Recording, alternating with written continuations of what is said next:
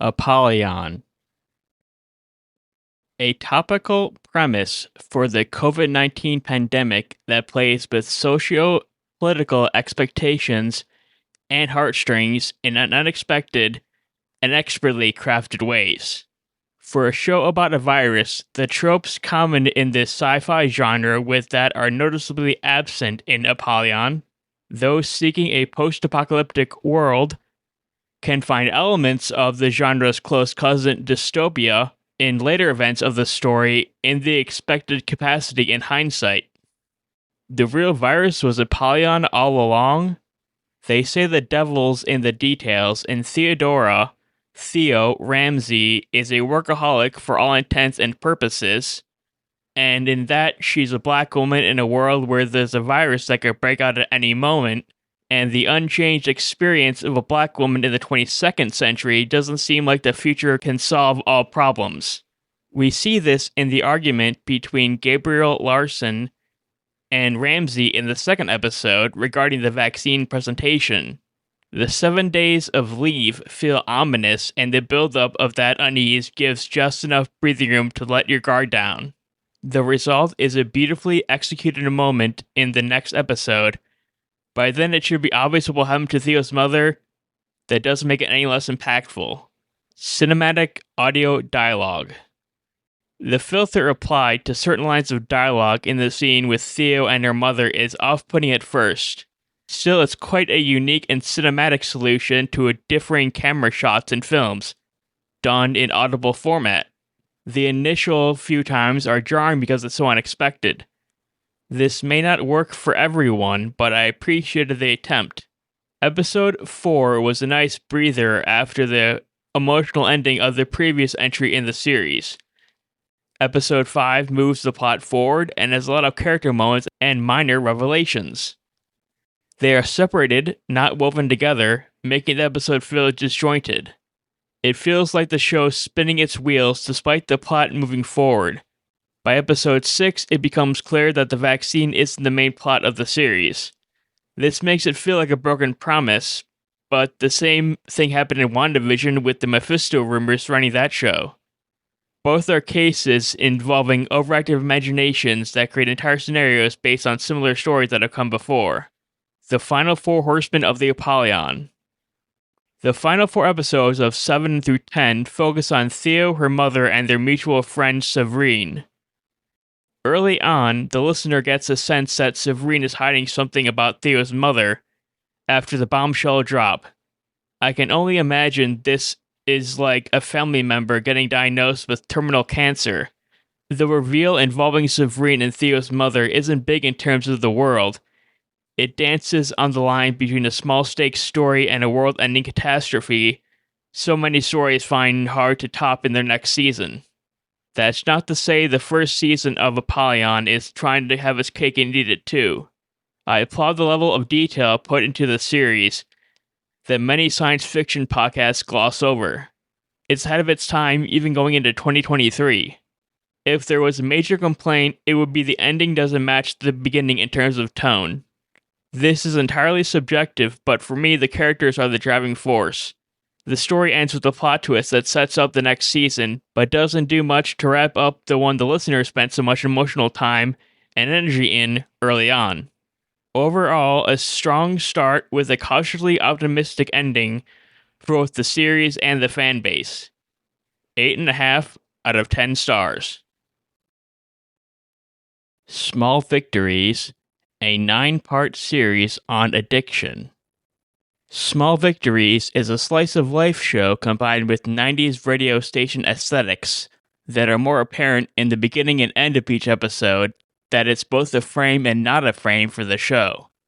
Produced by WGC Productions and with a predominantly black cast, the 9-episode first season goes by quicker than most shows with more episodes. The main way the episodes feel fast is through pacing. Each scene is roughly 1 episode, and that makes the time go quickly. For the most part, the story engages with the listener on some level through dialogue and character interactions, framing devices, and small victories. The show's description from their press kit, like its episodes, is short, sweet, and to the point. After a near-death experience, Marisol Montgomery has decided to be sober, which, of course, is harder than it sounds. Perhaps needless to say, the story kicks off with a relapse. For a story about addiction, it's a bit of a low-hanging fruit. However, it's what a story does afterward that makes it stand out from every other story about getting over addiction. Small details and small victories. The level of detail in certain episodes adds to this world quite similar to our own. One example is the constant barrage of text message notifications on Marisol's phone in episode number 4. In most other shows that use Apple's default tone, even sparingly, have an uphill battle as it almost always knocks the listener out of the story. Small Victories circumvents this by making the jerk back into reality part of how Marisol is feeling at the time, that being tense, anxious, and wanting to get away. Character interactions and chemistry. The chemistry between Marisol and Nina is so realistic. They bounce off each other so well that it feels like they're in the same room together. Add in the subject matter of a winning relationship, and this slice of life is a big pie with plenty of filling in that one piece. 8.5 out of 10 plus stars. Blackbirds, a transcript of Jim Crow. Blackbirds Volume 1, written by Andre Philip Coleman and directed by Keena Ferguson, is the story of the Jim Crow South leading up to the civil rights movement of the 1950s. To say this topic makes some people hesitant to talk about race is an understatement. However, Coleman does not hold any punches in his depiction of the legally segregated southern United States. A transcript and screenplay of Jim Crow. The author of this audio drama comes from a visual background. It shows in the way he handles setting the scene. While not obvious until after the halfway point, there's a sense that the voice-over narration is off. It took until episode 4 to grasp that the scene description was essentially in screenplay format. Everything clicked once that happened. I can only assume it's intentional because of the writer's background as a screenwriter. Normally, the idea of using audio drama as a springboard to film and television is worrisome to me, as it belittles the medium. However, the uniqueness of reading a screenplay for an audio drama, combined with individual voice actors for each role, is something to marvel at. It's something that shouldn't work, but strangely does, due in no large part to the ending. Before touching on the ending, it's probably best to discuss the plot and characters. The setting of the segregated South is something many people know happened, and it's not much different than most Hollywood films about that time period. The racism is blatant, and the characters don't try to hide it. Oral storytelling and narration. The narration evokes that feeling of listening to masterful oral storytelling. The long history of the oral tradition often isn't touched by modern audio dramas. Instead, today's creators focus on making the story as cinematic as possible. Blackbirds is a nice callback to the oral tradition, while still incorporating more modern techniques of storytelling, and ending for the past and present of Jim Crow. The ending is both screenwriting 101 and surprising but not yet inevitable. The foreshadowing is there, but the implications are what makes the finale stand out. It both subverts expectations while also fulfilling promises made to the characters inside the story. It makes the listener give a sigh of relief, only to realize a brief second after that the worst is yet to come. 8 out of 10 stars. Harlem Queen. The historical drama on actual events during the United States Jazz Age is 3 seasons long. Still, it has a subtextual depth that rivals that of Tolkien's Middle-earth and the immersion readers get reading it. Harlem Queen is everything an armchair historian looks for in an historical fiction piece, without substituting conflict for Easter eggs and historical fan service. Harlem Queen, Madame St. Clair, and The Numbers Game. The entire series is 3 seasons long at roughly 4 episodes per season. While the first season, upon initial listening, struggles to find its footing, its finale is where the story's depth becomes apparent. Harlem Queen is the story of Madame Stephanie St. Clair, and her racketeering empire in the form of a numbers game. Numbers games blended gambling, lottery winnings, and investment banking for a predominantly black demographic. St. Clair was the only woman involved in the numbers game, which made her a target for many takeovers of her territory. The Harlem Queen's business savvy and sense of equity for the black populace shines through in her decision to pay more than her competitors. Famous mob bosses such as Lucky Luciano make cameos later on in the series. The St. Clair of Harlem. The rivalry between the Bronx-based mob boss Dutch Schultz and the Harlem Queen, as depicted in the show, is the main source of external conflict for Stephanie St. Clair. The internal conflict is a beautifully complex example of dramatic irony and has more of an indirect connection to St. Clair herself. Stephanie's daughter is living a lie without realizing it. She is able to pass as white and is totally oblivious to her heritage thanks to Claire's money, power, and discreet handling of the issue. Briefly glancing at the Wikipedia page for Stephanie St. Clair, and this 11-episode series tackles the subheadings found on the page and is more or less consistent with the quality. Searching for any mention of the daughter proved fruitless, but artistic license is sometimes necessary to give a story weight. Assuming the character of Michelle existed in some form only adds to the real-world credibility of just how successful Miss St. Clair was in hiding the truth from her enemies and allies. Harlem Queen, the third and final season? The third season doesn't end with St. Clair's death in 1968. After getting out of the numbers game, St. Clair married someone people refer to as, quote, Black Hitler. The writer, Yanni Washington Smith, chose to end the series, with hopefully more coming soon, with the Harlem Queen's arrest in a tragedy worthy of Shakespeare.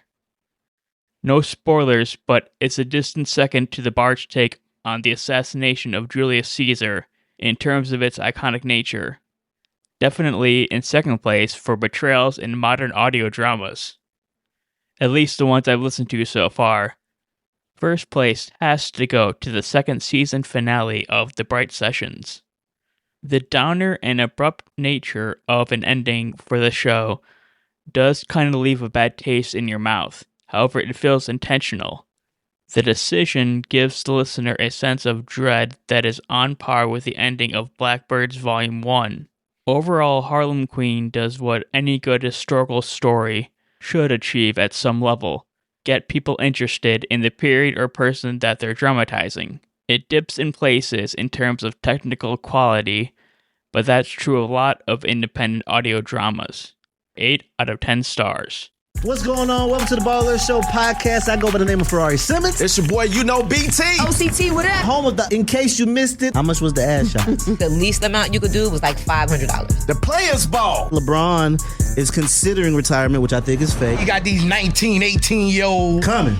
putting nuts all on LeBron's head. Hell no, I don't want to see it. Love versus money. Jonathan Majors and Megan Good. Megan Good deserves the dick that she gets. Hey, Megan. Hey, Miss Good. Pep talk. You got to lean into your strengths. That's what I live by. Like, if you can think of it, you can do it. The holy matrimony is your spirit and your flesh. You want to take every step to get to the top. You want to build a good foundation so when you fall, you got something to bounce back on. And Baller Mail. My mom is cheating on my dad. Your mom is being a hoe and she not admitting it, so go tell your dad. This is where you need to be at. Y'all the culture. I love it here. Yeah, this was one of my favorite interviews. Make sure you like, subscribe, and share our YouTube page at Baller Alert TV. Bronzeville Season 2. The second season of Bronzeville takes what worked with Season 1 and amps the story portion up to a 2000 Scorsese film level of quality. A non-linear The Departed with a black cast. The vibe this story gives off is The Departed meets Pulp Fiction. It has the engagement of the former and the episodic nature of the latter that all come together in a nice bow at the end. Bronzeville Season 2 follows 3 main characters and their storylines involving the fallout from Season 1. A lot of what happened in that arc didn't ring any bells. Even with a recap at the beginning of the season, this felt like a new show I was listening to for the first time. Law & Order: Jim Crow. Like Season 1, Bronzeville both chronicles the lives of Black Chicago and tells an episodic story. That storyline is a bit like an episode of Law & Order with an A and B plot meshed together with a season-long arc that doesn't hit you until an episode or two before the finale. At 7 podcast episodes, with the first being a two-parter, it takes a while to get to the most engaging part of the season. For me, that's the actual trial scene. After listening to the beginning a second time, a lot of the story came together nicely. On my first listen, the standout plot threads, in order of interest, were the trial of Henry Davis, Jimmy Tillman and Elisa Copeland's romance, with a separate arc for each of them, and the conversations involving Lawrence Fishburne's Curtis Eyeball Randolph. The plan itself feels pretty disingenuous in the world of Bronzeville. It's even slyer the way the writers pull a glass onion where the reveal is hinted at throughout as early as the first episode. Comparing this season with the previous, and there's a big difference between them. That is the absence of any mention of communism. In some ways, this felt like a miniseries one might find on Netflix or the BBC. Bronzeville Season 2, A Tale of Two Chicagos. After a white landlord is murdered by a black tenant, the two worlds of Chicago might collide. Both groups are caught between a proverbial rock and a hard place. If the defendant is found not guilty, the outrage from whites would mean bad news for the black population. The same thing could happen, but on the other side of the black-white race divide. White people have the power and influence to make good on threats. The black population of Bronzeville, by contrast, would have to fight an uphill battle. Which outcome is the lesser of two evils in a utilitarian sense is lightly debated by the people with influence in the story. Much like we see in today's systemic violence against blacks, there's no lesser of two equal evils here. It's one more powerful evil and one less powerful one. The end result of their conflict being the proverbial annihilation of the weaker power. To even the playing field, radical change is often needed. 8.5 out of 10 minus stars. Time Storm essay. During fall 2021, I wrote an essay on the first two seasons of Time Storm through the lens of a customized 20th century theory of interpreting the world. Its original incarnation, called grotesque realism, is attributed to Mikhail Bakhtin of Russia. My Latinx American pop culture class at the University of Illinois at Urbana-Champaign simply called it the grotesque. The name is misleading, hence why I've added this preface to help readers better understand what I mean when I say grotesque. At its core, the theory is about openings and inclusivity rather than closed loops and exclusion. Spoilers for seasons 1 and 2 of Time Storm. Time Storm is an audio drama podcast which ran from 2019 to 2021 and lasted 3 seasons. Created by Danya Ramos for a middle grade audience, ages 8 to 12, the story follows two Puerto Rican twins, Benny and Alexa Ventura, as they travel through time to, quote, witness, find, remember important artifacts that have been lost to history. The first task of the Ventura twins brings them to 1838, where they meet Celestina Cordero, a school teacher for girls in San Juan before public schools in Puerto Rico or the United States were even a thing.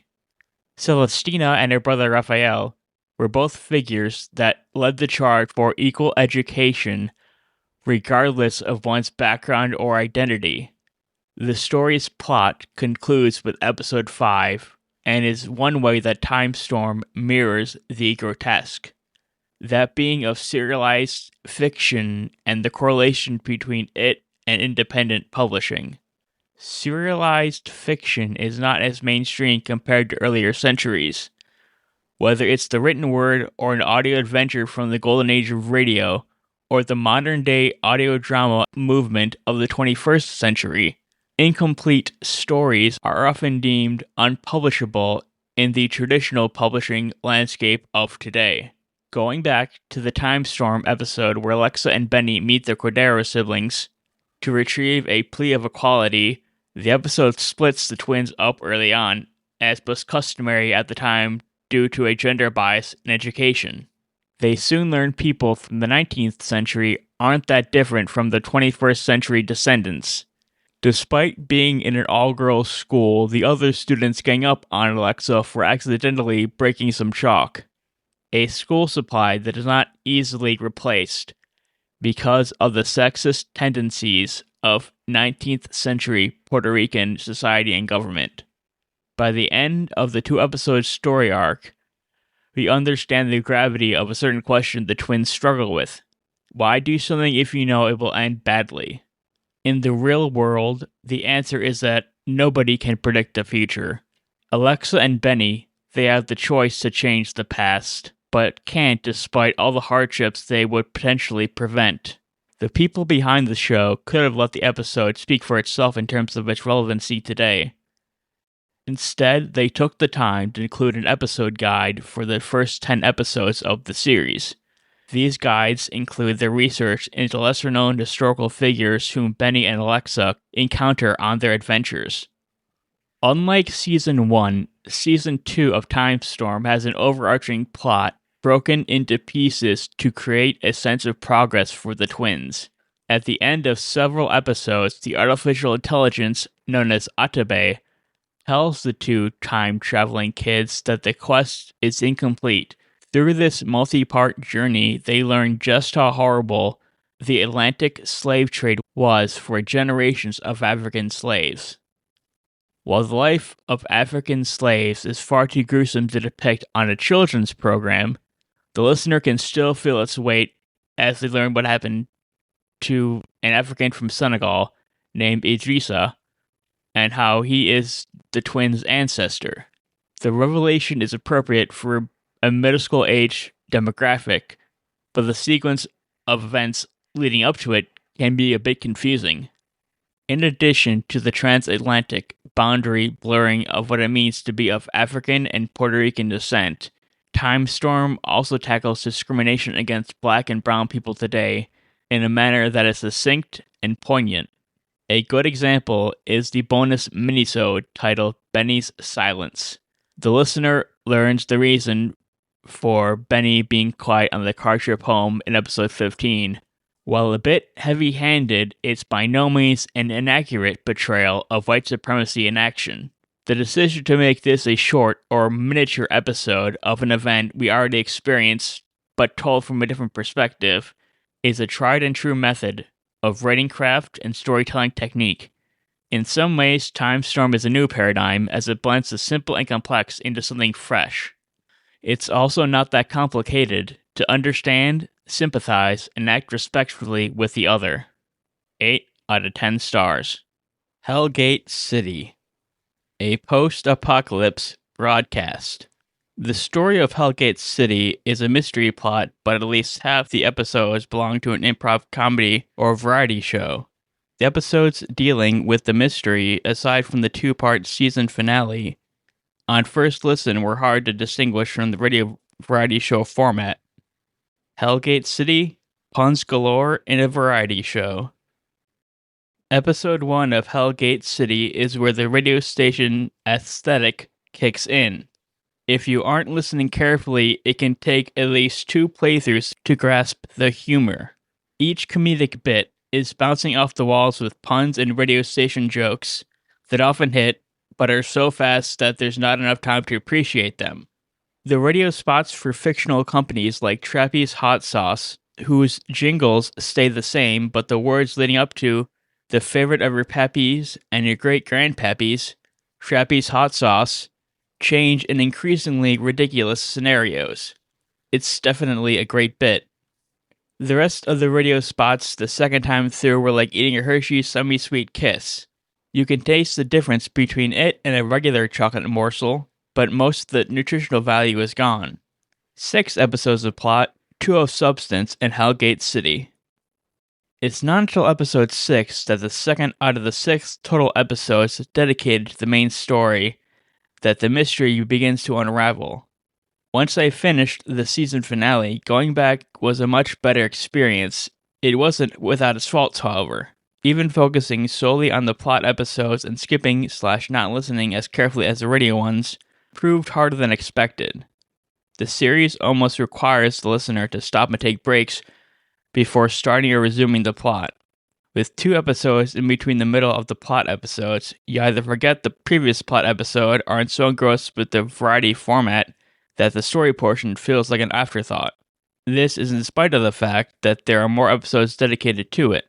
For reference, the plot episodes are 0, 6, 8, 9, and 10. It's like catching up with a story, getting your bearings, only to start an entirely new story thread for a whole chapter. Whatever momentum was built is gone when you return. Hellgate City wants to have both a variety-style radio show and a dystopian plot, with a character whose only saving grace is that he's sometimes funny. Yes, his tragic backstory involving his dad is interesting, but it comes too little too late. To say the show has a bit of an identity crisis is putting it mildly. It wants to do it all, and by doing so weakens the sum of its parts. On their own, the story elements of Hellgate City are all there. They're just combined in a way that detracts from my overall enjoyment of the series. 7.5 out of 10 minus stars. Harley Quinn and the Joker, Sound Mind. Batman fans will know that the character of Harley Quinn doesn't exactly have a sound mind. She didn't even start out in the comics. Instead, she premiered in Batman the Animated Series, where showrunners Paul Dini and Bruce Timm created the Clown Prince of Crime's codependent love interest. A few years later, and her origin story would premiere in the new Batman Adventures episode titled Mad Love, an adaptation of a comic book story written by Paul Dini. From the video games to animated and live-action movies, Harley Quinn's depiction has been the serotonin to Joker's psychosis. While some stories, like Telltale's Batman the Enemy Within video game, have a different take on Harley Quinn, that story is more of an outlier than a representation of the average Quinn storyline, that is, until today. Harley Quinn's sound mind and audio origin debut. The gall and misogyny of the head psychologist toward Harleen Quinzel is so aggravating that you just really want to punch him in the face. His and the other male doctor's arrogance, masquerading as a sense of ignorance, and the belittlement towards Harleen is hair-pullingly bad in a good way. Bruce Wayne, public face, billionaire playboy.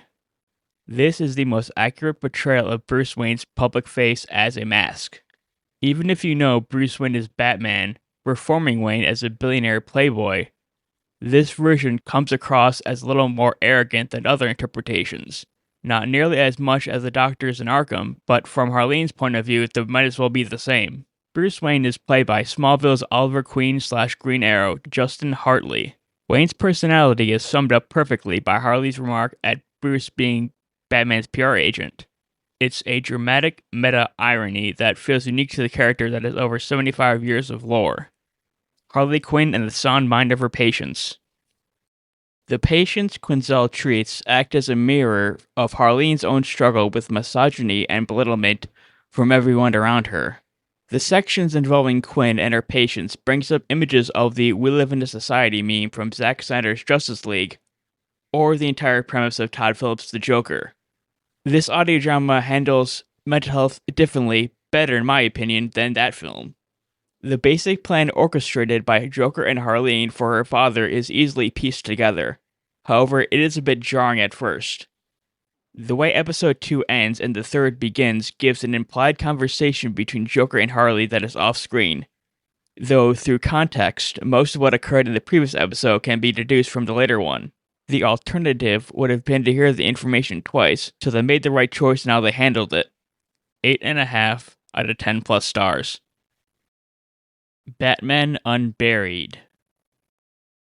After the more comedic undertones of Batman the Audio series from HBO Max, the various news reports of an audio continuation of Batman the Animated Series, and Spotify's Batman Unburied it can seem like Bat-craze overload. Batman and Batmania 2.0. Released the same year as the Batman movie, Unburied is both closer to the comics than the Matt Reeves film, and different at the same time. Reeves' take on The Dark Knight takes more iconic storylines like The Long Halloween and simply transposes them into live action without changing much. Unburied, written by David S. Goyer, co-writer of Batman Begins with Christopher Nolan, director of the Dark Knight trilogy, tells a more original story, with elements like Barbara Gordon's inclusion as Gotham PD detective, rather than her usual persona of Batgirl or Oracle. But that's jumping ahead a bit too much. Backing up, the show's description on Spotify implies that this is a Batman story with Bruce Wayne as the focal character. This marketing copy puts the interested party in one of two scenarios before listening: the turnoff and the different factor. These arguments are often that the reader is turned off by the idea of Batman with no Batman, or that it's different and therefore might be good. I fell in the latter camp. Pre-1960s or post-1980s Batman. After the reveal in episode 3, the plot went full Batman, or any other famous living or unliving comic book writer. Instead, the story goes full 50s, 70s Batman. And that's where you get the campy sci-fi. Instead, the story goes full 50s to 70s Batman. And that's where you get campy sci-fi Batman that is tonally different from the later comics. The difference between Unburied and something like the 1966 Batman show with Adam West is that they leaned into the silliness. Regardless of your opinion on the 60s Batman TV show, this Spotify original tries to have it both ways. This can be done, but this is nowhere near the level of care the Lego Batman movie went with the character in that movie, where Lego Batman combined humor with deep cuts from the comics in a new, perhaps more realistic take on The Dark Knight, as the film asks, what would happen if some billionaire decided to fight crime? I'm gonna go out on a limb here and say someone like Jeff Bezos is more interested in other people when it affects his bottom line. Why too serious? Anyway, Batman Unburied doesn't go for humor, and instead makes Bruce Wayne a black man played by Winston Duke, whose parents didn't die and the desire to become Batman never came up. He's a mortician too, and a new villain nicknamed the Harvester is memeing bodies, which Bruce feels responsible for in the GCPD's search for the serial killer. For someone who was far more interested in Bruce Wayne being the main character instead of the Mask, the revelation as to why this isn't a Batman story works well in the same way that WandaVision works with its first twist. After it, however, there are too many subversions that occur that I thought I was watching the end of Naruto Shippuden. The plan of Unburied's villain feels more personal than the collective battle of that anime. They both strangely involve trees, though. I will say after listening to it a second time, the climax and falling action of the story are better than I remember. If it weren't for the setup amounting to nothing, this would have been higher. As it stands on the first listen, I'd give this 7 out of 10 stars. After re-listening to the final 4 episodes again, and really focusing on what the story was trying to do, my final rating for Batman Unburied is 7.5 out of 10 plus stars. Megaton Girl, a wholesome Deadpool. Starting out listening to Megaton Girl might seem like a no-brainer. Begin with episode 1 and continue until the end. What happens if there's a pilot episode as well? If you want the full chronological experience, do not listen to the pilot first. If you're looking to sample the audio drama to see whether you want to keep listening, go with the pilot. After the Megaton decision is made. Chronologically, the pilot takes place between episodes 4 and 5. It both throws you into the deep end and provides a lifeboat. Compared to the first episode, the pilot is less than a quarter of its runtime. Put another way, the first episode is over an hour long. The pilot is around 16 minutes. Perhaps because the first episode is the length of some movies, it can certainly feel like it drags in places. This makes the decision of what to start with even harder. My own personal opinion? Start with the pilot and go straight to episode 2. You can figure out most of the context through the dialogue. For those who don't care about how Megaton Girl got her powers, the start of her and Monarch's relationship, or how the writer works in a Jack Kirby Easter egg, that's clearly an homage to the King of Comics. Previously on Megaton Girl Episode 1. Connie got her powers from a meteor that landed near her and Laurel's first date as a couple after being best friends for years. Connie calls her power the Gutbuster, and the mixing makes it sound like a radioactive sonic scream. Disney Deadpool equals megatons of fun. The relationship between Connie and her girlfriend is so wholesome and cute I could vomit rainbows. That's not an insult by any means. I was smiling ear to ear for episode 2 all the way to the mid-season finale. I thought my face might freeze in place at several moments. Shit gets serious both during and after the mid-season finale episode titled Trial by Fire, a Loki-level threat a la the first Avengers film, forces Connie to work alongside Captain Valiant, the personification of toxic masculinity and narcissism, attention deficit disorder, and black representation. The story after the mid-season finale gets more somber as it goes. It's to the point that it feels like an entirely different story. The story swaps character, comedy, for growth and melancholy. Using humor is a good way to hook someone into a story, but the transition from it to serious subject matter is almost always jarring if the pace slows down even a little. That's what you get with the Superman-inspired hero called Magnanimous and his scenes with Megaton Girl. The conversation between Magnanimous and Megaton Girl about Magnanimous's life goes on a bit too long. Bloodo's identity isn't revealed so much as told to the audience. Despite his badass opening with obvious Deathstroke vibes, the character behind the mask makes decisions based on the plot. His anger toward Magnanimous works in theory, but how bad was it actually if one conversation changed his perception? The ending is a somber and only works because of the info dump throughout the episode. For someone we barely met, this character's death hit harder than it should have. All in all, Megaton Girl is ear-to-ear smiles and constant laughter at the cuteness and wholesomeness of the show, bogged down only by the finale. 8.5 out of 10 plus stars. Where the Stars Fell. Inclusivity as twist? Listener Milo Katz recommends this audio drama for its take on gay and neurodivergent representation, something the show does, quote, exceptionally well. Inclusivity and conflict. In storytelling, it's often said that conflict is king. People are interested in clashes both big and small, external and internal, and range from interpersonal to multi-personal consequences. By that logic, it would seem that being inclusive implies less conflict.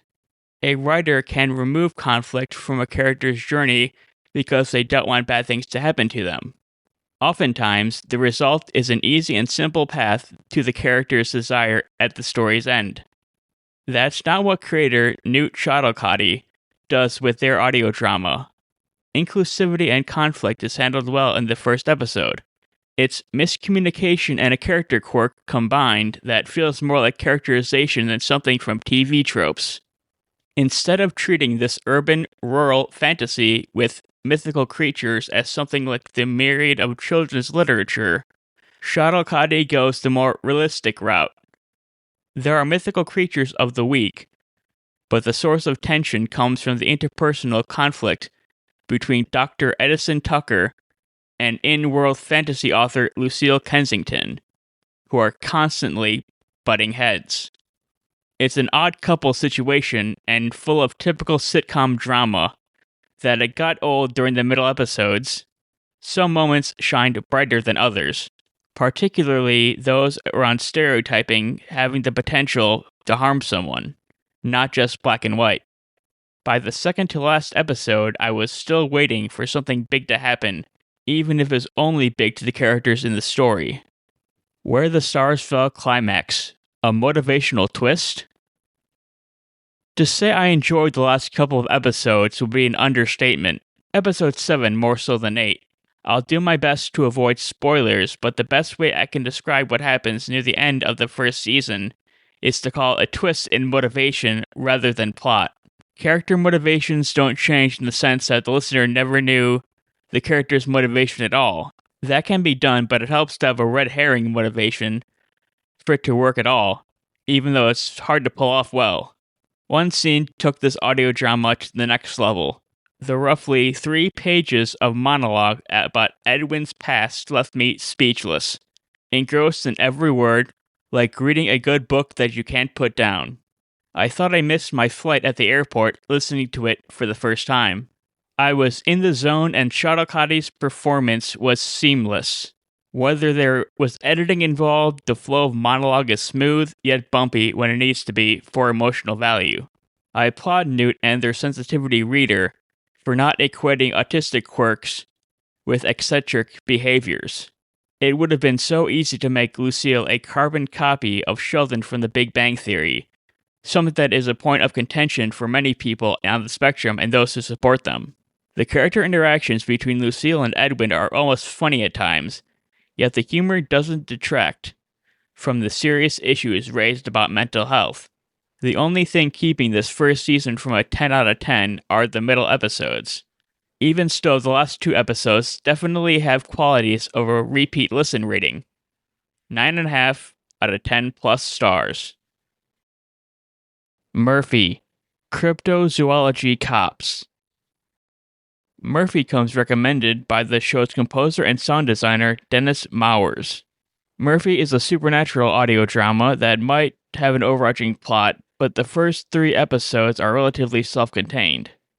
Episode 4 is out, but it takes almost 3 hours to get to some big plot point outside the episode's own story.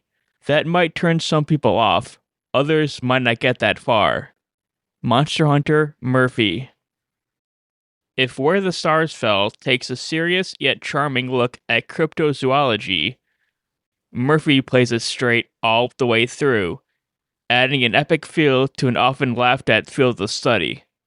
Its blend of non-horror X-Files with some non-romantic urban fantasy elements make for an interesting counterexample of how to treat cryptozoology with a modicum of respect.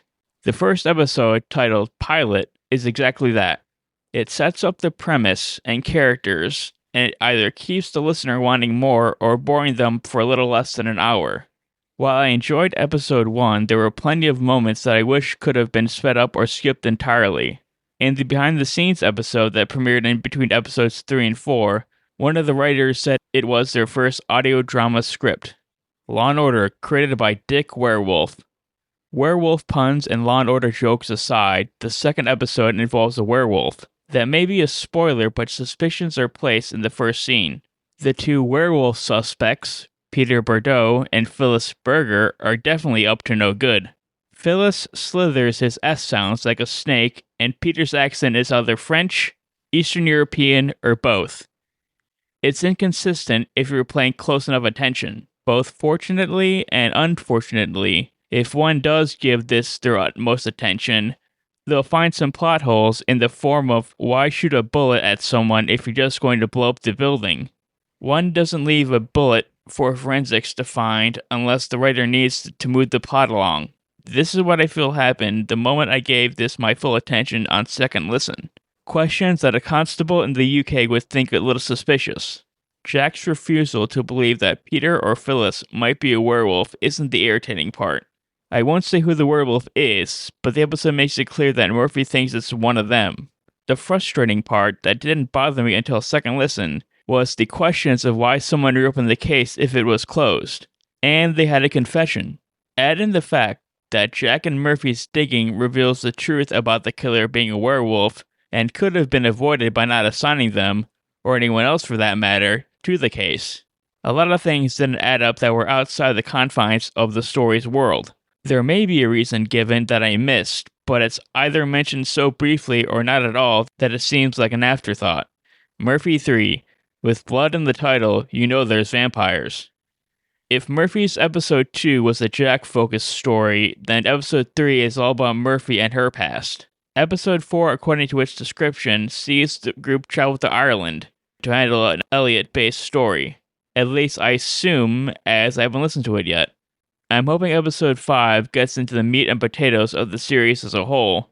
Here in episode 3, we learned about what Murphy was trained to do. Like the episode before, I have questions. This time, more about blocking than inconsistencies in the plot. That is, where things are in relation to other people. The problem didn't start out at the beginning, rather it happened toward the end when Murphy's former Monster Hunter teacher, someone exits the car. I thought it was the teacher, yet later he's driven the car into a pond and committed a quadruple murder homicide.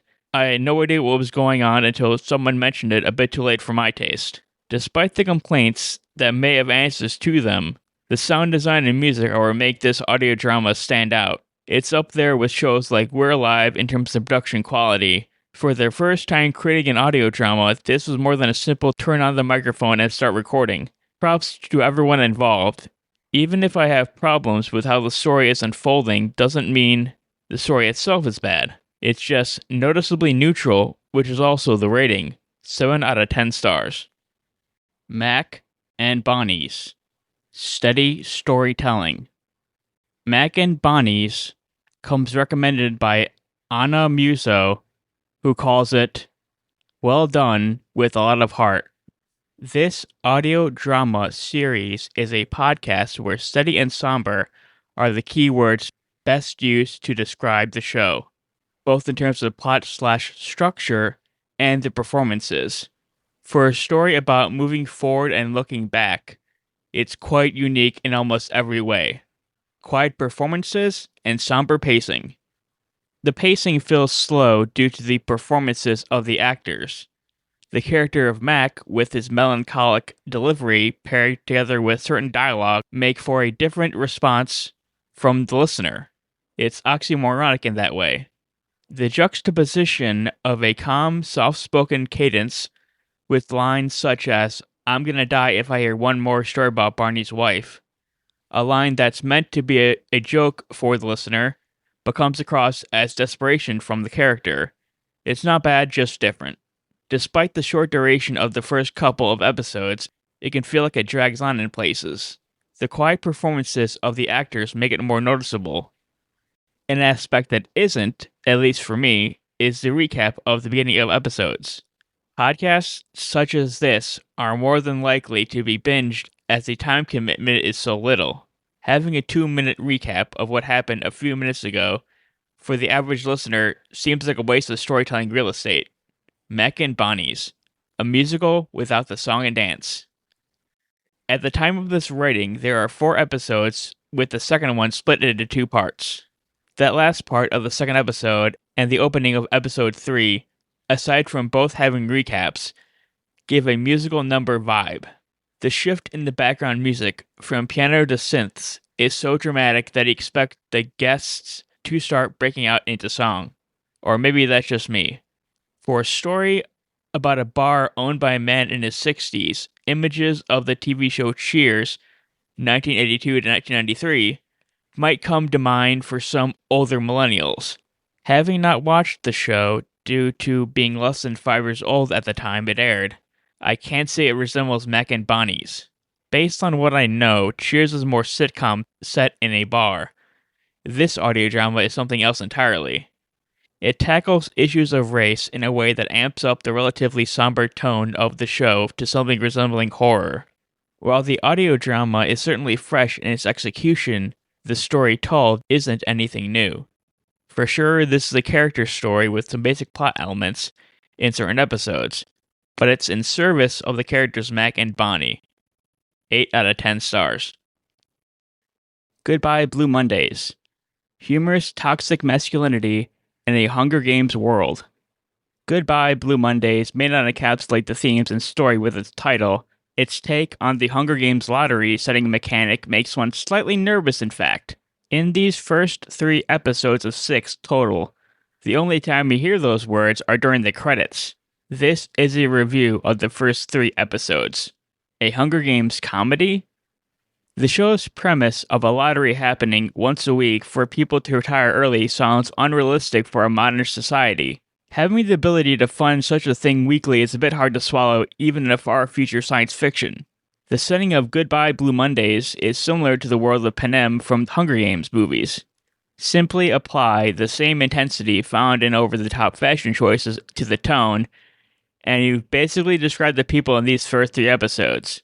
Instead of a dystopia where everything is bleak, Gregory Bain and his co-director, Logan Donovan, replace it with satire about incels, misogynists, and all-around toxic masculinity.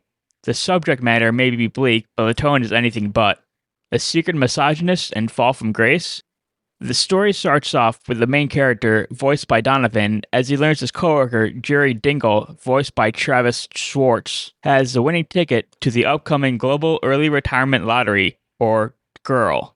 Elliot doesn't believe it, but becomes obsessed about whether he might be telling the truth. The truth, according to Dingle, is that the lottery is a feminist plot to cut off men's genitals, scramble their brains, and eliminate all men altogether from the world. GIRL is shrouded in mystery as no one knows what happens to them upon winning. Some people, like Dingle's idol, Blade Johnson, believe in the outlandish thing written above. The more level-headed people simply believe the winners are simply retired and living a life of luxury. The fact Elliot even considers that Dingle actually has the winning ticket could be his anti-Hunger Games moment later in the story, where instead of volunteering as tribute being seen as sacrificial, the ticket theft he contemplates is more negatively charged. It could be a slippery slope that turns Elliot into a Dingle character, but that's pure speculation. Elliot's hunger for games, i.e. the love interest, aka Monica Levy. This relatively short audio drama series will make or break on the contents of its final 3 episodes. Will they make Elliot go Andrew Tate on Monica and say things he may or may not regret? Does giving voice to horrible ideas, even acts of dissent against them, make the creators themselves a mouthpiece for them? Given the summary of Goodbye Blue Mondays has the words, "A listless factory worker stops at nothing to ensure the reward goes to a more deserving citizen, namely himself, only to discover the prize is not exactly as advertised," makes me worry about the end. 7.5 out of 10 minus stars. Enter the House Between. Reality television and the multiverse. Enter the House Between, written by John Muir, is what happens if you take a reality television series, put it in a multiverse, and have a space-traveling future dystopia as the lowercase p plot. These 3 things shouldn't go together. Strangely enough, in this instance, they do. Mimesis, realism, and verisimilitude. Mimesis is different from verisimilitude, which in turn is different from realism. Verisimilitude is the, quote, formal or technical representation or imitation of the real world in art and literature, according to the New Oxford American English U.S. Dictionary. Mimesis, on the other hand, is sometimes seen as a tool that creates verisimilitude. Perhaps a similar concept is the difference between the words affect and effect. You see effects while you affect something. One can't effect change, just as someone cannot have an affect on this world. When I say this audio drama has elements of a reality TV series, I merely mean the tropes found in such television can be found in Enter the House Between. Elements like scandalous love, deceit, and distrust feel like the bread and butter of the series. Food high in sodium and carbs and with little nutritional value. Reality television and character interaction. When someone says reality television in everyday conversation, some people will roll their eyes and imagine the worst shows in that genre. Saying something is like a reality TV show has often the same effect. There have been many successful podcasts with realistic elements, just look at the true crime genre, that aren't your typical interview or roundtable discussion on a specific topic type of podcast. The relationships between characters are easy to comprehend, as are the individual characters themselves. Arlo is a reluctant chosen one of sorts, Bill is a scientist, Teresa is a psychic with a robotic personality, and Astrid is Bill's lover. Some characters are more fleshed out than others. Astrid, doesn't really have a defining trait aside from the love interest and maybe her jealousy. Regardless, it's not passing any sort of Bechdel test.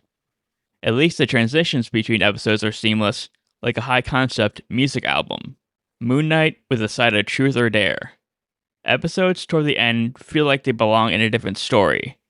It's both an example of the writer's hand being visible, but also an interesting way to get across exposition. These episodes start with one that's ripped right from the Moon Knight Disney Plus show. If you're familiar with its hard left, House Between copies that concept, but changes the number of people it affects. You aren't sure what's real, but you also learn a lot about the characters. Things that wouldn't have divulged otherwise. Things that perhaps recontextualize the plot points that came before. While the sound effects and music are good, the story lacks a certain narrative thread. At times, it's all over the place, with poker games, space pirates, and artificial intelligent houses. AIs are known as Lars in this world. It's a classic example of throwing the kitchen sink along with the baby and the bathwater. 7 out of 10 stars. The Madness of Chartrulian. Dune-inspired Shakespeare in space. The tragedy of Darth Chartrulian between Star Wars and Dune. There is a clear Dune influence on this story's world. It feels like Dune fanfiction with the names adjusted a little, or the same concept given a new name. Arcus is Arrakis, spice is called the Zuria, and the Kwisatz Haderach from Dune is the Etruvian. There is also a Star Wars vibe to the story, in particular the politics of the prequel trilogy with a dash of the fantasy and space aesthetic from the original. Without the science fiction classics' influence on the audio drama, the story demands a deep dive to simply understand what's happening. This may turn some people off.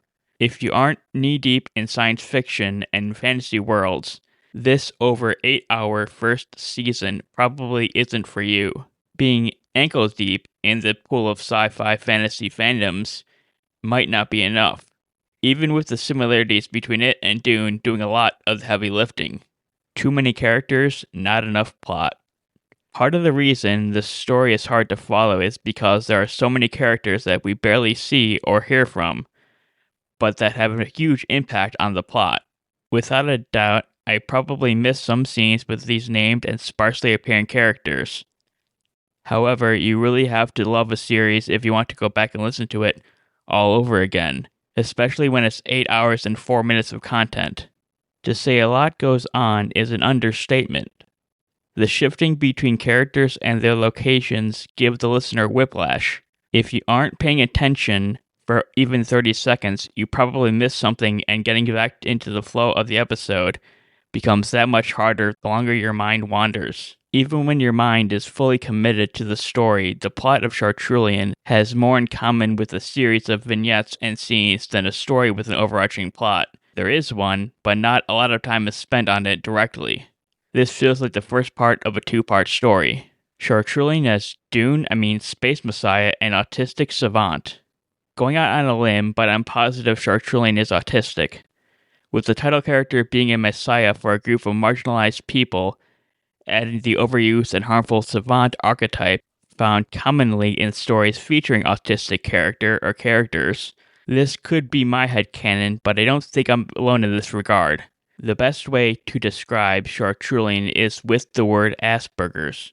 Yes, I'm aware of its history with the Nazis in World War II. However, I can't think of a better term to efficiently illustrate Chartrulian's character than that word. Whether the creators purposely meant to make him have Asperger's, Chartrulian does have a lot of traits that line up with the developmental disability now folded into the autism spectrum disorder or ASD diagnosis.